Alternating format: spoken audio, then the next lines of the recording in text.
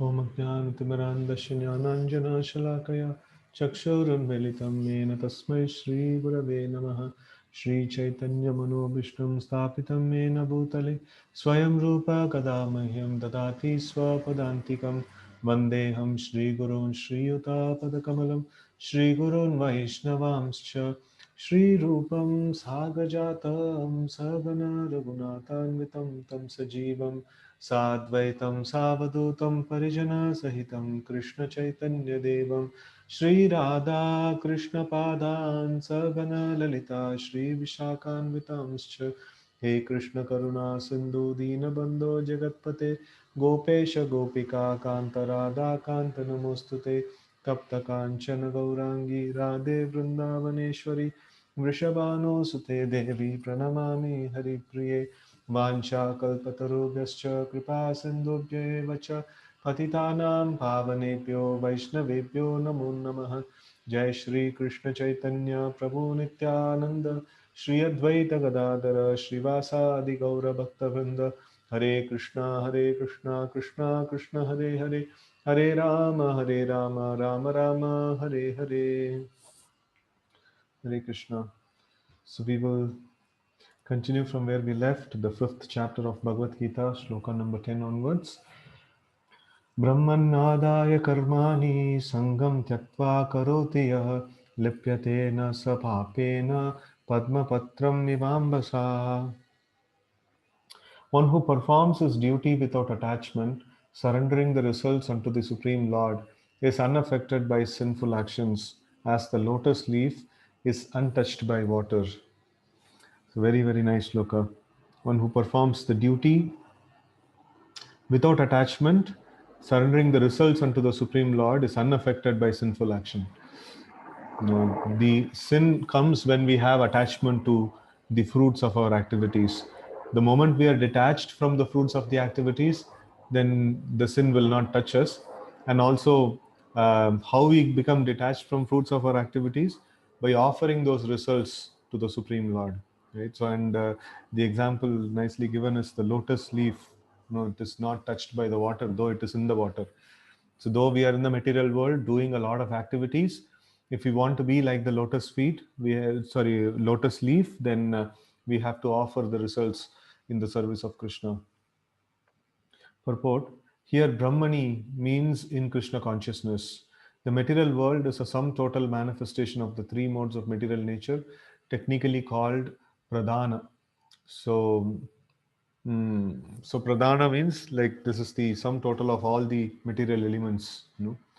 Okay, the Vedic hymns Sarvam hi etad Brahma Tasmad etad Brahma Nama Rupam Annam cha Jayate, and in the Bhagavad Gita Mama Yonir Mahat Brahma indicate that everything in the material world is a manifestation of Brahman, and although the effects are differently manifested, they are non-different from the cause. Um, so here we see that Sarvam Kala Vidam Brahma, everything that exists is Brahman, and here the material world is also called as Brahman.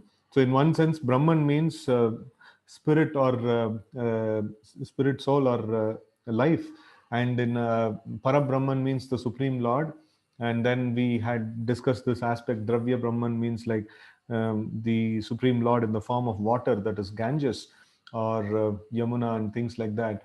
And Shabda Brahma means like the Vedic literatures. So like that. So here Mahat Brahma. So Mahat Brahma means what? This material world. This material world is also this earth, water, fire, air, ether, and all those three modes of nature and all the material elements put together. It's called Pradhana. And this material nature is what? It is just an energy of the Lord.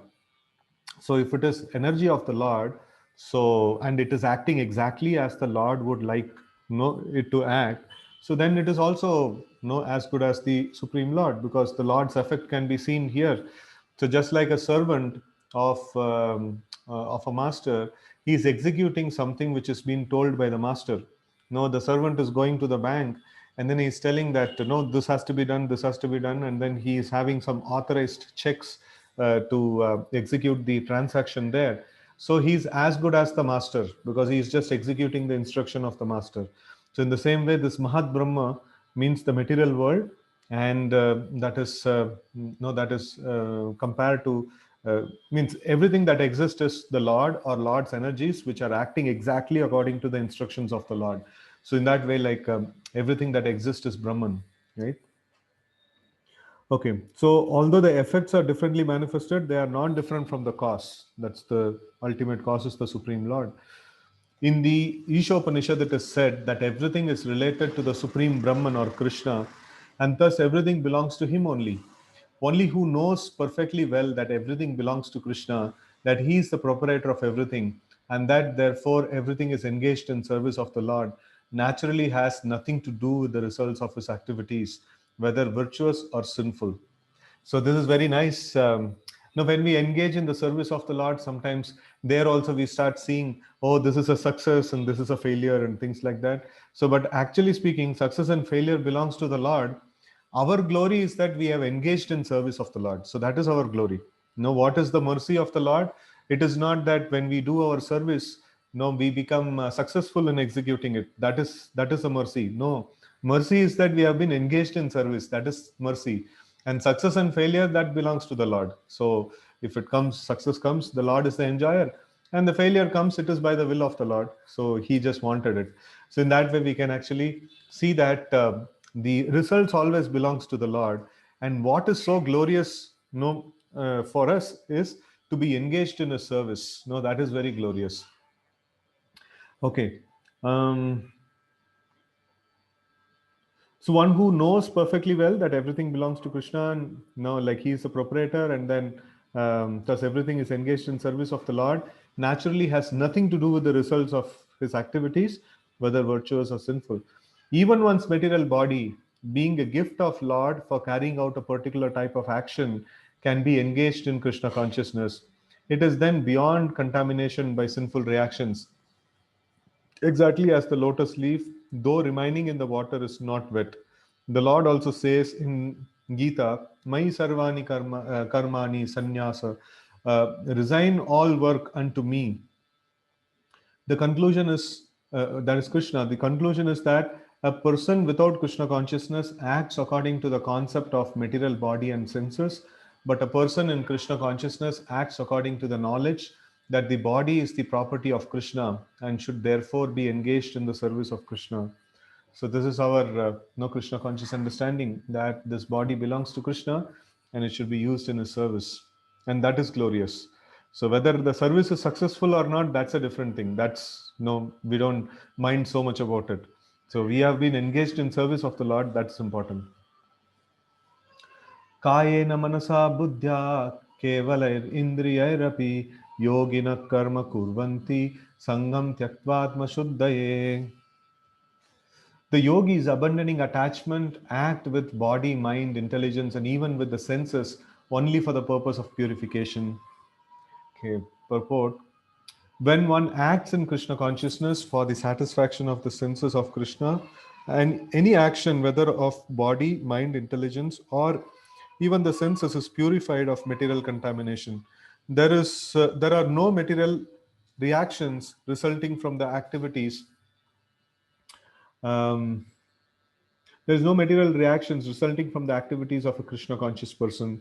So this we saw that no, if there is any results or material reactions, any karmic reactions has to come, then it has to be the activity that is performed must be in three modes of nature. Then it will produce some karmic reaction. But actions in Krishna consciousness are not part of the three modes of nature. Now we are discussing Bhagavad Gita. This is not part of three modes of nature.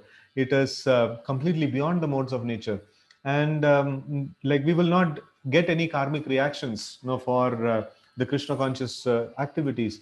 And if we know how to do Krishna conscious activities throughout the day, then there is no sinful reaction that is going to touch us, right? Okay, therefore, purified activities, which are generally called sadachar, no. So this is the meaning of the this one. Achar means like behavior or our transactions and things like that. And then sad achar means like that achar which is in the sad. No, sat means eternity. That is pertaining to eternity. That is pertaining to service of Krishna. right? So then it becomes sadachar. No, sadachar, like people generally talk about sadachar, means like the manners, good manners and behavior and things like that. So actual, the deep meaning of this word sadachar means the achar that is done by a person in Krishna consciousness. That means if I meet a person, how should I behave? No, whatever way Krishna wants me to behave. No, that is sadachar. And if I get into trouble, if I get into uh, deep crisis, how should I behave? Whatever way Krishna wants me to behave. No, that is sadachar, right? So if it is if something some crisis happens in my life, and then I get broken down, I get depressed and things like that, that's not sadachar. So we see that what is sadachar.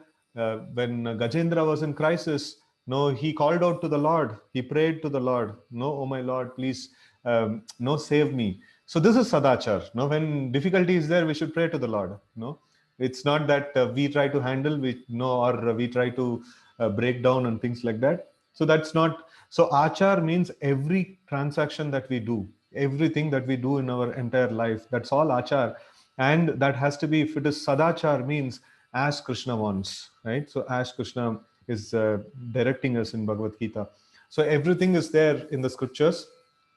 And if we mold our life, if we mold our activities according to Krishna's desire, then our activities will become sadachar, right? So therefore, purified activities means not according to my concoction, according to the desire of Krishna. That's purity. No, purity means that. Purity means according to the desire of Krishna. Impurity means according to my own desire, my own whims and fancies. So that is impure. So therefore, purified activities, which are generally called sadachar, can be easily performed by acting in Krishna consciousness. Sri Rupa Goswami in his Bhakti Rasamrita Sindhu 1 to 187 describes this as follows: Iha yasya harer dashe karmana manasa gira nikilashva api avastashu jivan mukta sa uchyate. So, Iha Yashya Harer Dasya. So, like a servant of the Supreme Lord, Karmana Manasa Gira, no, mind, intelligence, and no, all those words, if he is using everything in the service of the Lord, no, mind, intelligence, and words. So then what it is mentioned is that even though he is living in this world, he is already Jivan Mukta.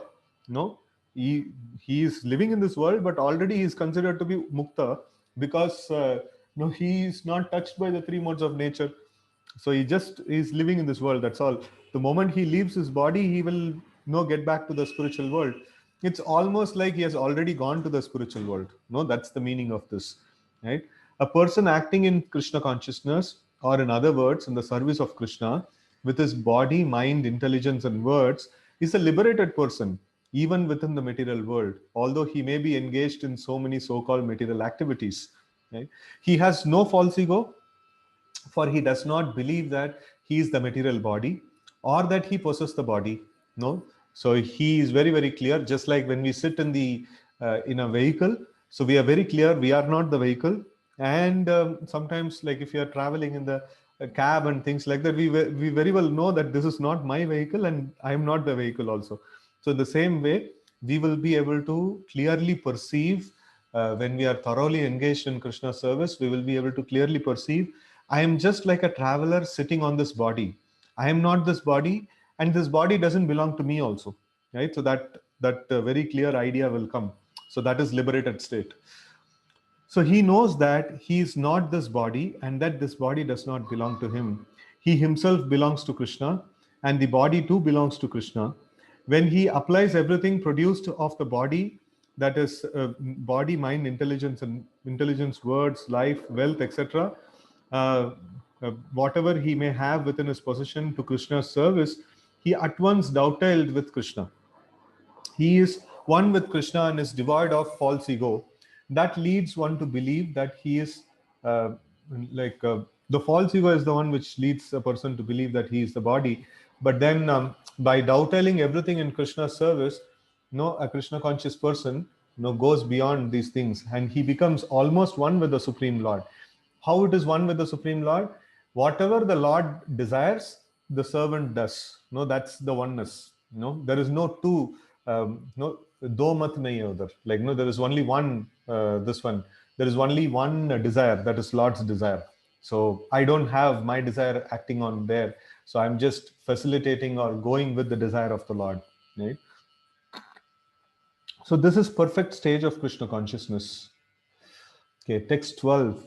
Yukta karma phalam tyaktva shantim apnoti naishtikim ayukta kama karena phalashakto nibadyate. The steadily devoted soul attains unadulterated peace because he offers the results of all activities to me. Whereas a person who is not in union with the divine, who is greedy for the fruits of his labor, become entangled. So we were tracing this point that Krishna will condemn this particular thing, enjoying the fruits of one's own activities in every single chapter. No, this is something like very, very basic of any yoga system. If we want to progress in any yoga system, no, forget about bhakti yoga or whatever yoga.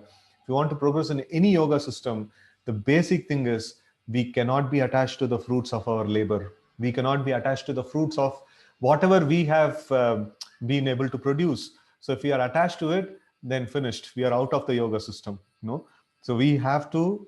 The basic bare minimum thing is I have worked for something and something result is produced.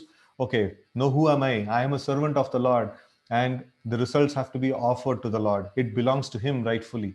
No, He is the master. He has engaged me in the service, and this result belongs to Him. Right. So in that way, like we should see that.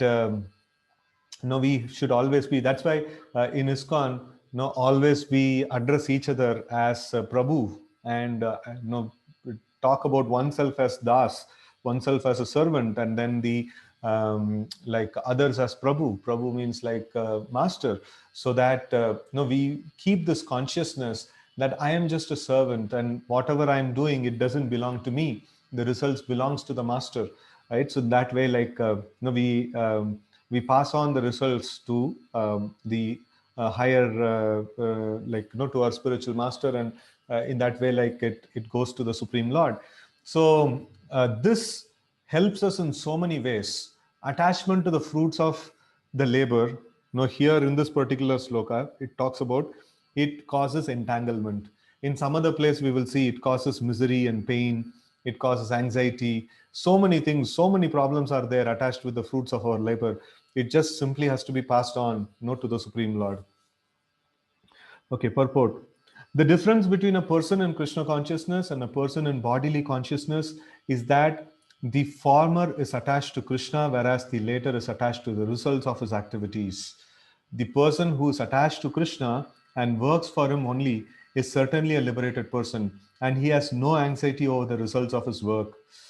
Right? So like this is a really amazing kind of a work. So sometimes people say like, oh, we are not going to be so much anxious about results. That means we will become what is that motivationless, and we will become like what is that whole passion in the life is not going to be there, and things like that.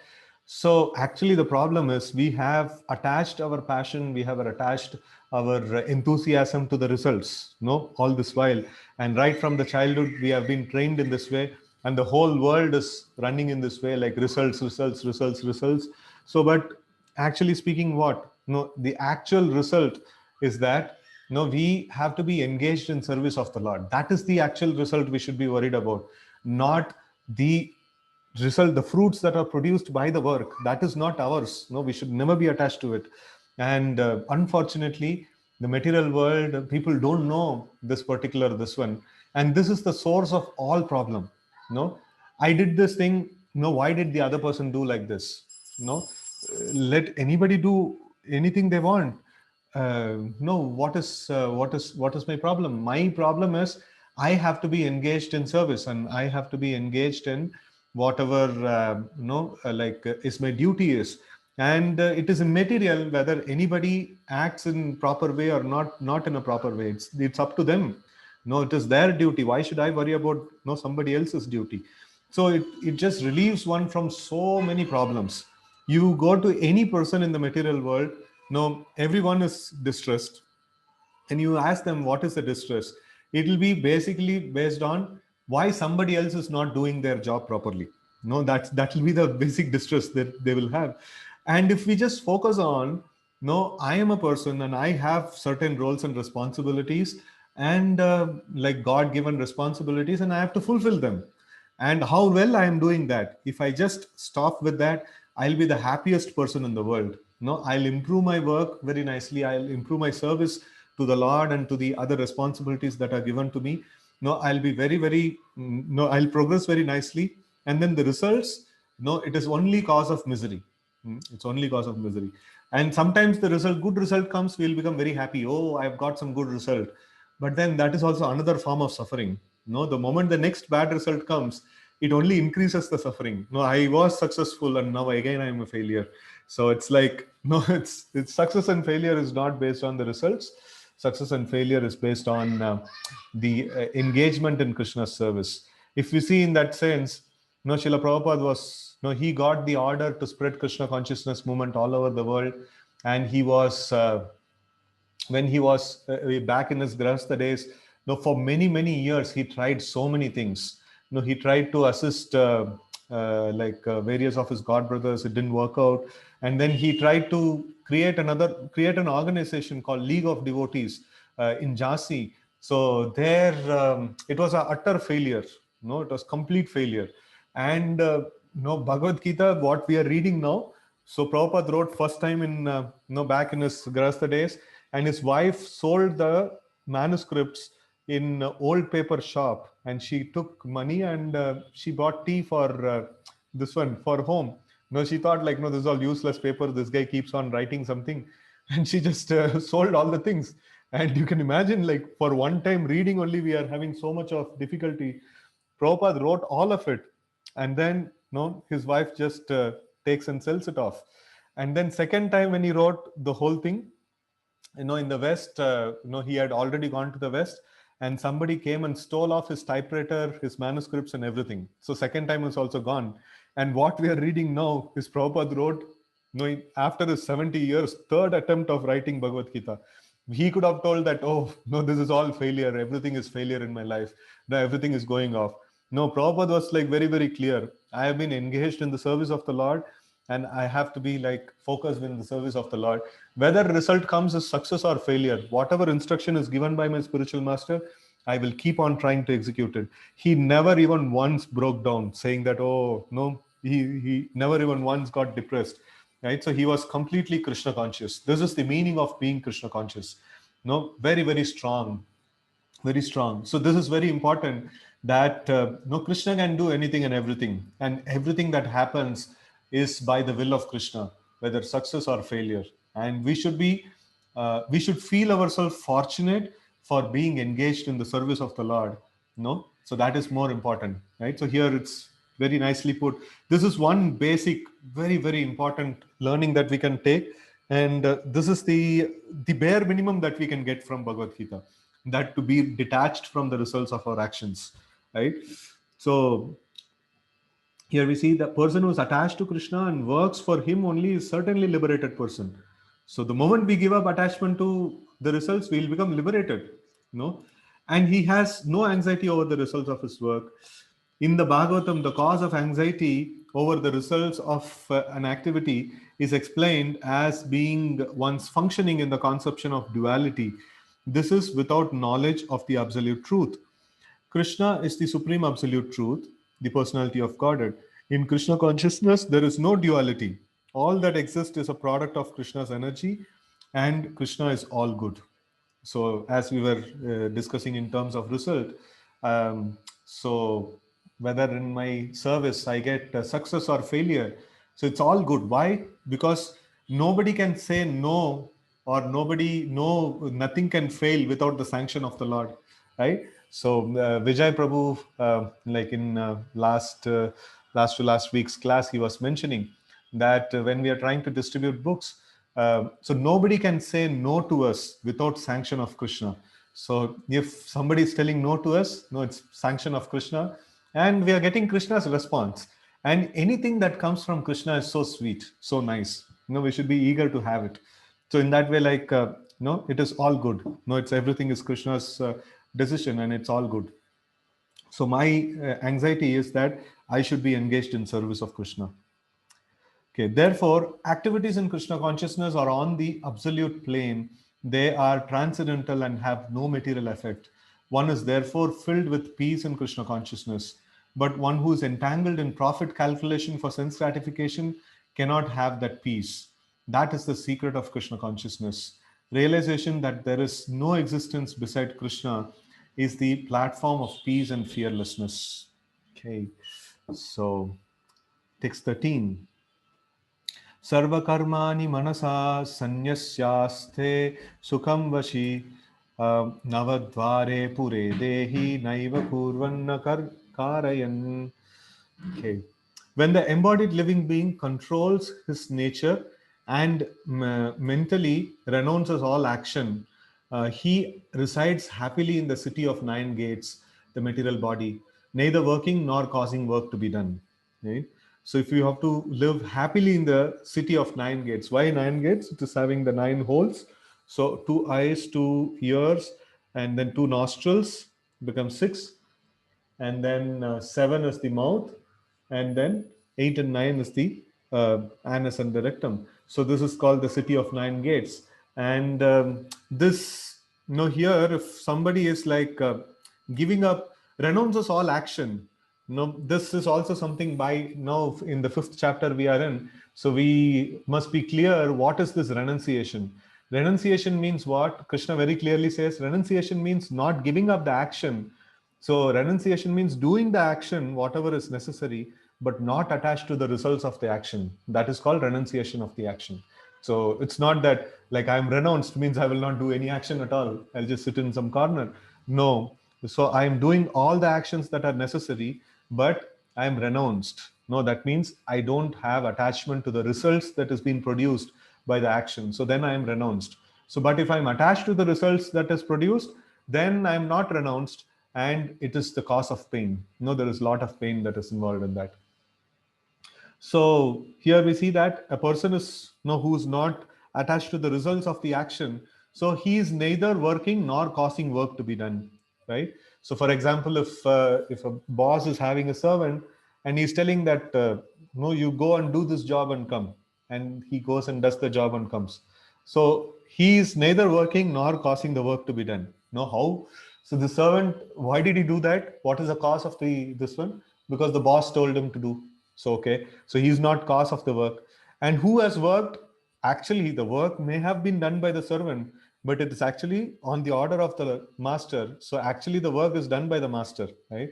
So like that is how it is. So when Krishna's order, when we are following, we are neither working nor causing work to be done, right? So everything belongs to Krishna.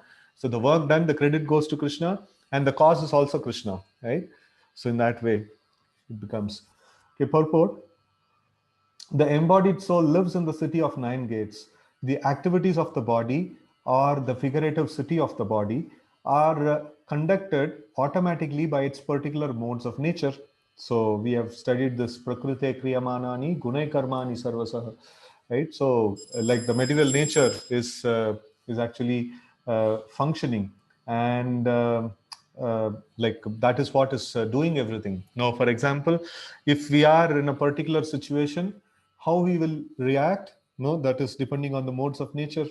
We have very little choice. So a liberated soul has a choice, but then a person who's bound by the three modes of material nature, he doesn't have any choice.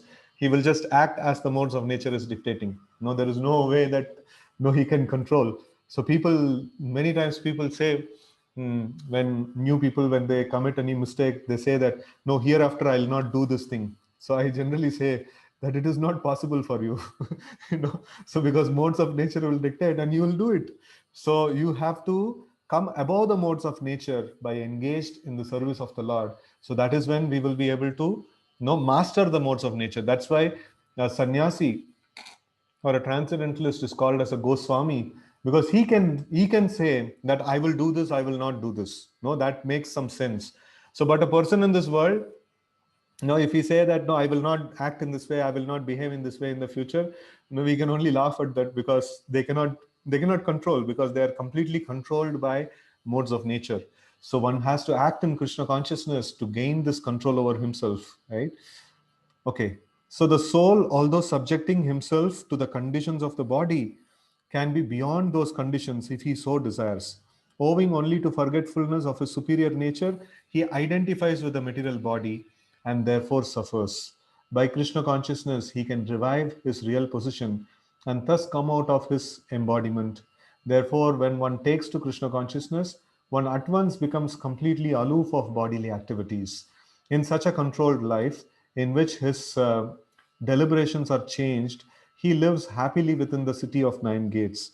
The nine gates are mentioned as follows: Navadvare Pure Dehi, Hamso Lelayate Bahihi, Vashi Sarvasya Lokasya Stavarasya Charasya Cha.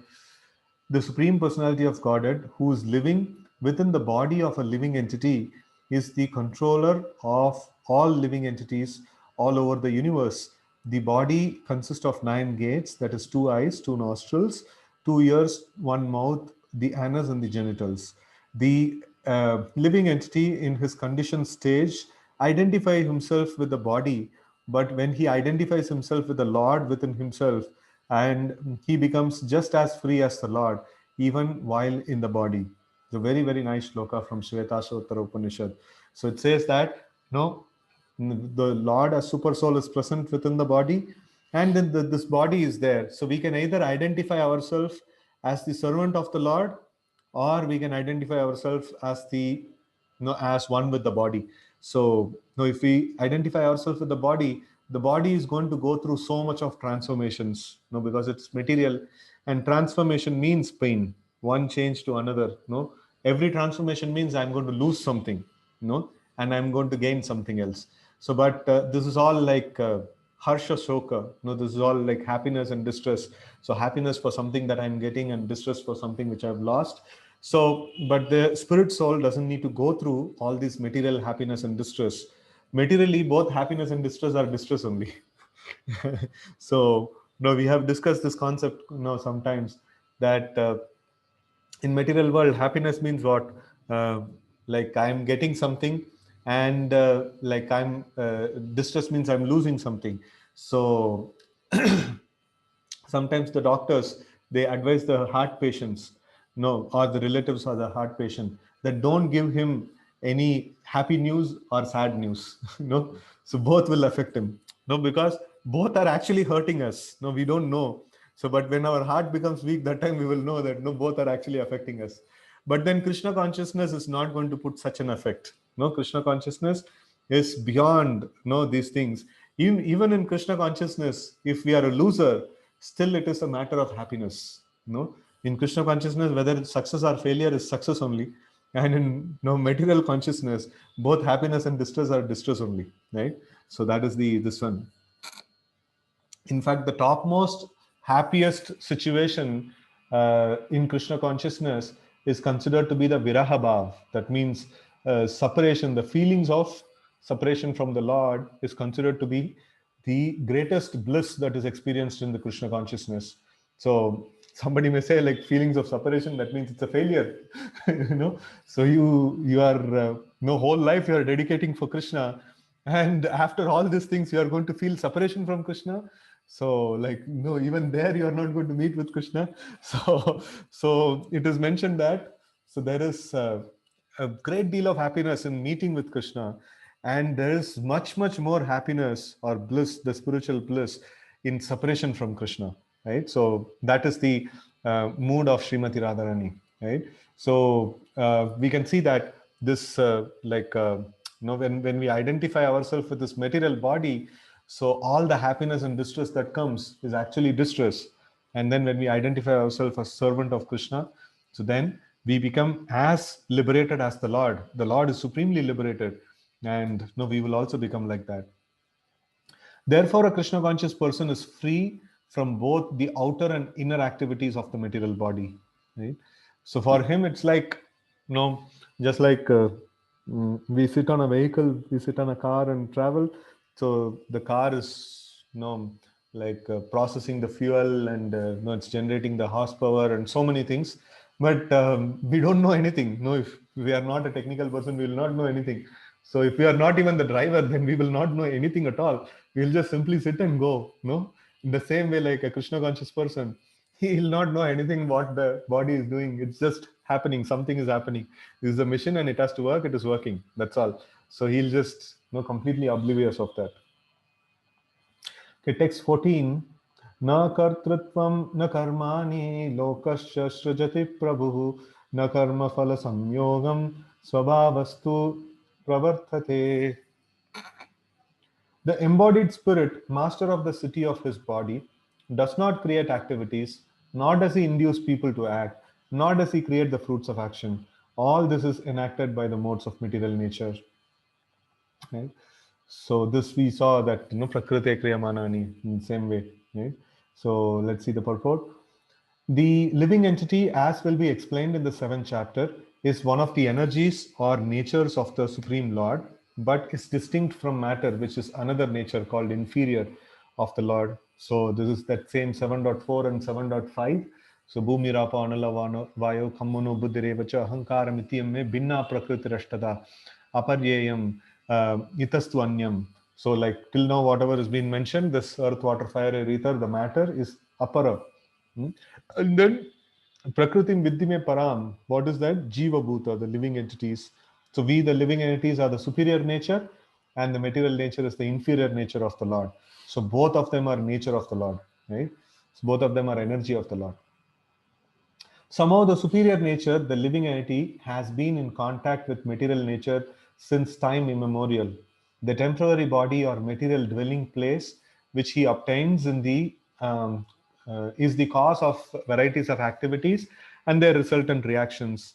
Living in such a conditional atmosphere, one suffers the results of activities of the body by identifying himself in ignorance with the body.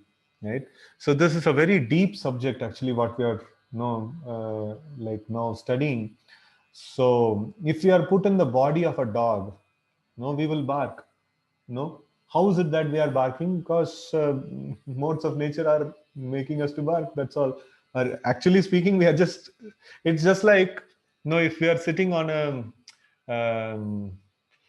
Formula One race car, that can go at a particular speed. So, is it that we are going at that particular speed? No, it's the car that is designed for that, right? So, in the same way, if you sit on the car known as dog, like the car, that dog will bark and that dog will do in different ways because it is designed like that by the modes of nature. It's designed in that way by the modes of nature. In the human being, no, I'm a male. I think in a particular way. I act in a particular way. If I'm a female, I'll think in a particular way, act in a particular way. It's all just a mission or a vehicle made by the three modes of nature. Whichever vehicle I'm sitting in, like that vehicle, whatever it does, it's just the like construction of the three modes of material nature. My problem is I identify myself with the vehicle. No, I am this. I am thinking like this. I am doing like this. So we should know that I am not this thought process. I am not this actions that is happening. I am a pure soul servant of Krishna, and no, I have to purify myself and come to a consciousness that I'm different from this body, and I don't have anything to do with this temporary body and the actions and reactions that are happening within. Right. So that is why it is mentioned very nicely.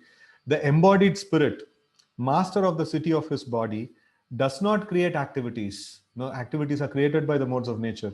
Does not induce people to act. That is also done by the modes of material nature. And nor does he create the fruits of action. No, that is also done by modes of material nature. Right. So this is very, very important principle. Actually, in the conditioned state, we thoroughly believe that we are the ones doing all these things. No, but actually it is not. Okay. It is ignorance acquired from time immemorial that is the cause of bodily suffering and distress. So, if material nature is doing everything through this body, which is constructed in the factory of material nature, and I am a spirit soul, I don't have anything to do with this. How is it that I'm thinking that I am the one who is doing all these things? So, what is the connecting link between these two? That is the ajnana, that is ignorance. No, so it is ignorance acquired from time immemorial that is the cause of bodily suffering and distress. So the body is going through something, or the material nature is going through something, I have just attached with that saying, no, I am this. No, all that is happening to me is this. So then, no, that's the connecting link, and through which the suffering and no distresses come. Okay. As soon as the living entity becomes aloof from the activities of the body, he becomes free from the reactions as well. So the what is that connecting me and this material transformations of material nature? Ajnana. And when I engage in Krishna consciousness, what I get is jnana. So that is, I am different from this material nature. So moment jnana comes, all the sufferings is cut, because the channel through which the suffering comes is ajnana, and that is cut. So then there is no more suffering, right? So in this way, as long as he is in the city of the body, he appears to be the master of it, but actually he is neither its proprietor nor controller of its actions and reactions. He is simply in the midst of material ocean, struggling for existence. The waves of the ocean are tossing him, and he has no control over them. His best solution is to get out of the water by transcendental Krishna consciousness. That alone will save him from all turmoil. So graphic example Prabhupada is giving. Amazing example that if we are put into the water, and especially the ocean, where the waves are like very strong and it is tossing, we are like going here and there and here and there. So best solution is to somehow or other come out of the water. How to come out? So some lifeguard should come inside and take us out. So that is Krishna consciousness, which can actually give us the knowledge that we don't have anything to do with this. We are pure spirit soul, so we can actually be dragged out of this. And how to do that?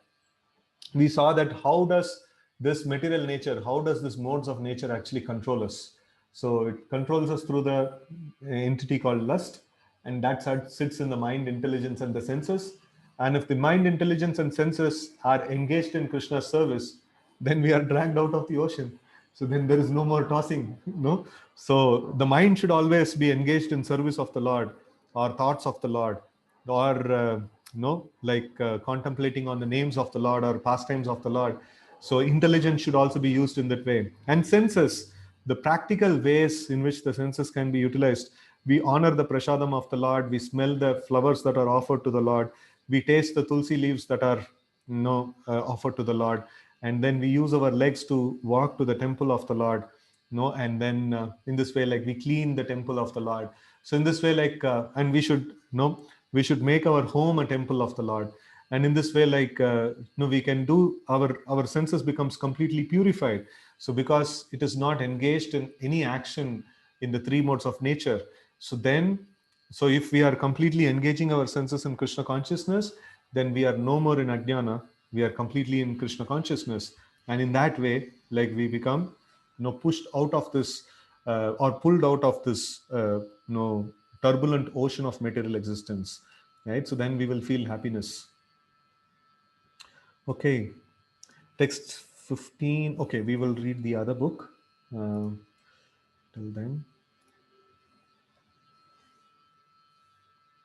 Okay, so we're reading from the book Our Family Business, the guide to book distribution.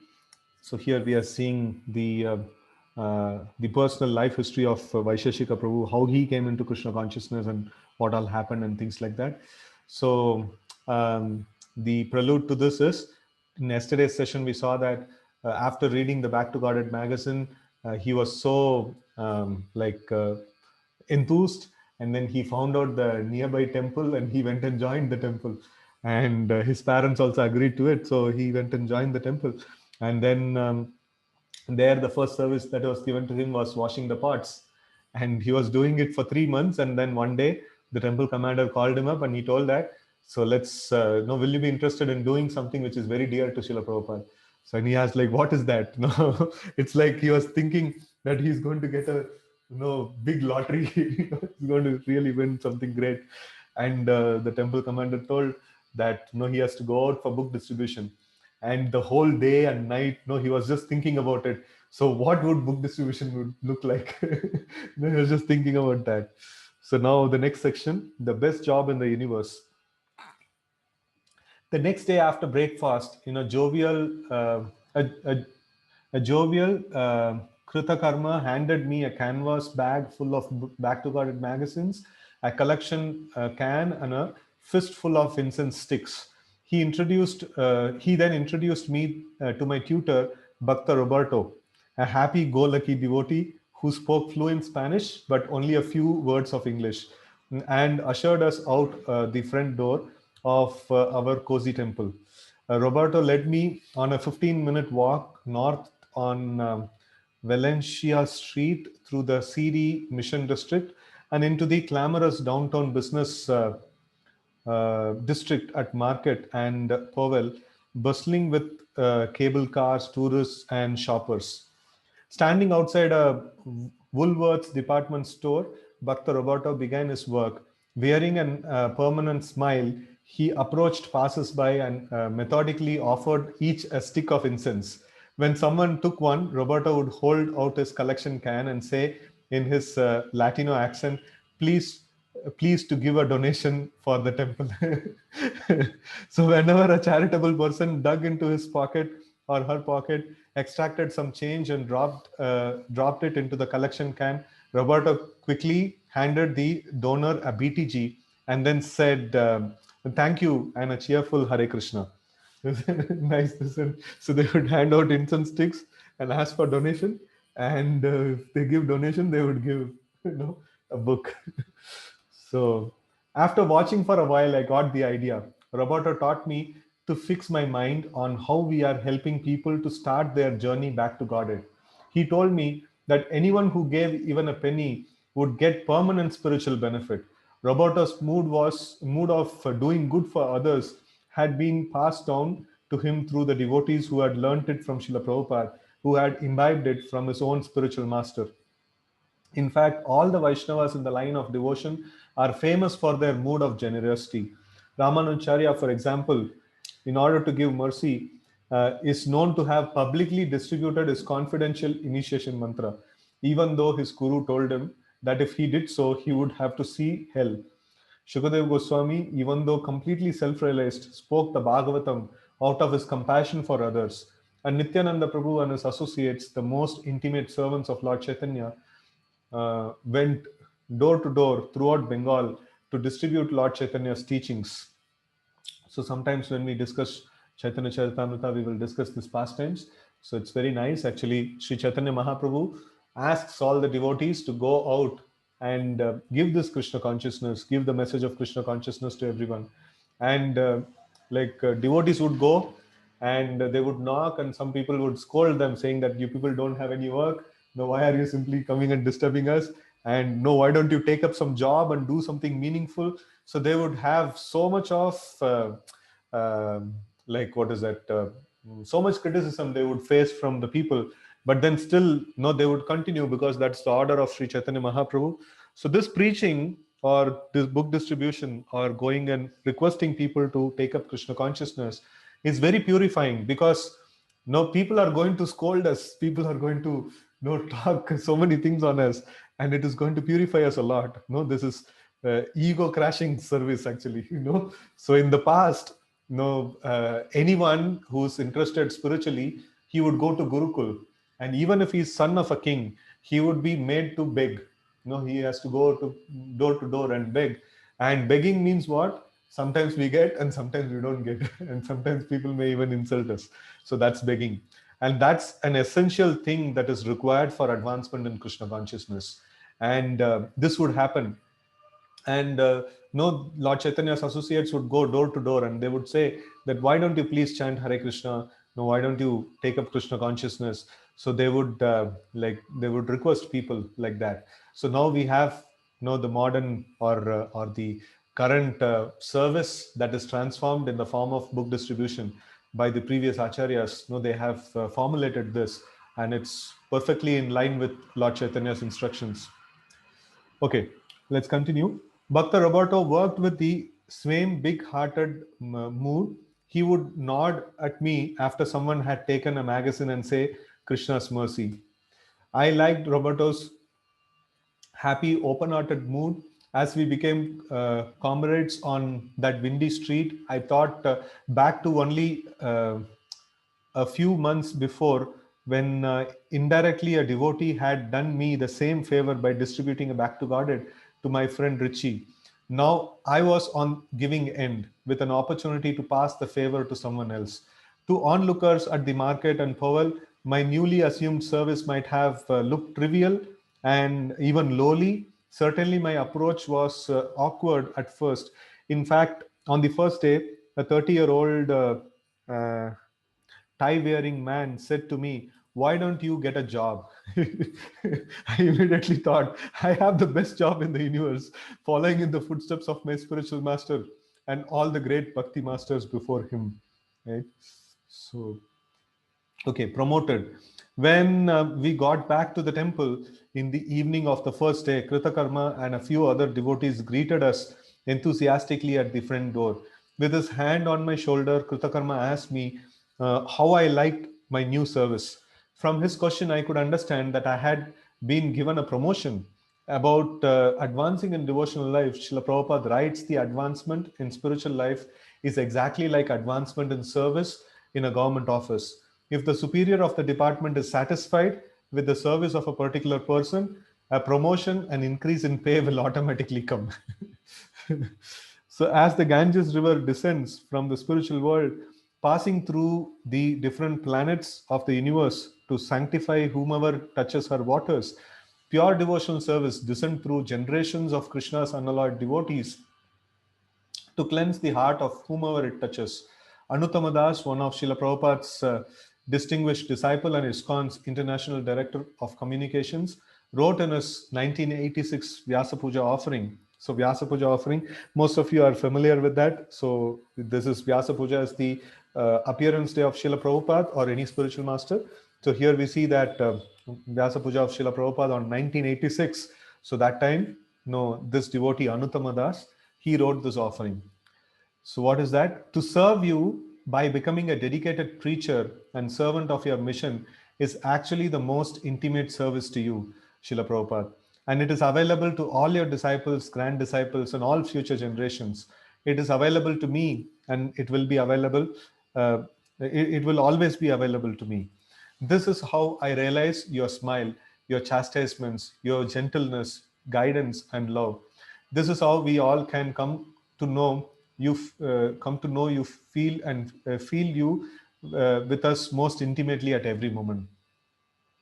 The realization that distributing Srila Prabhupada's books was to be my lifetime service came to me incidentally in 1975 um, ab- aboard a flight en route to annual Mayapur festival. A flight attendant handed me the disembarkation card I needed to fill out in order to clear immigration in India. On the card was a box that asked me to state my occupation. Since my only occupation was distributing Srila Prabhupada's book, I thought the word messenger. As I looked out the plane window, I thought, who can argue with that? After all, everyone is some kind of messenger.